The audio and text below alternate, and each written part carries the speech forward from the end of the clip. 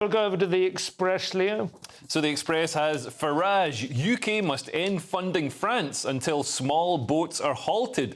So he's talking here about Britain gives France, apparently it's given France £500 million so far, and this is to sort of help deal with the migrant crisis and try and stop people coming across the Channel, which obviously isn't working. France clearly aren't fulfilling their end of the deal, and he's making the point that the French Navy actually escort the boats across the Channel to the halfway point, and then our Coast Guard or whatever bring them the rest of the way. And the RNLI pick them up, you know. Yeah, and he's saying, why aren't we taking the boats back to France? I mean, obviously it would create a headache for Macron. It would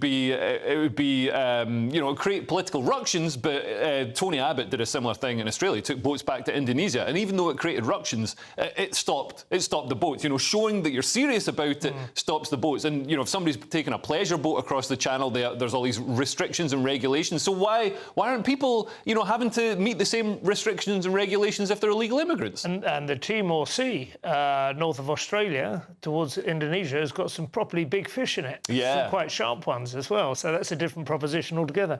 I mean, Nigel has actually been pretty active on this. First name basis. First name. Oh, look at him. Nigel. Oh, Nigel. Boris, I've mentioned as well. Who have you got? Kem. Rachel. She doesn't like me calling her Kemi. I think Nigel Farage is entitled to claim this territory, though. He's definitely entitled. He's certainly kept it in the news. He's what, entitled?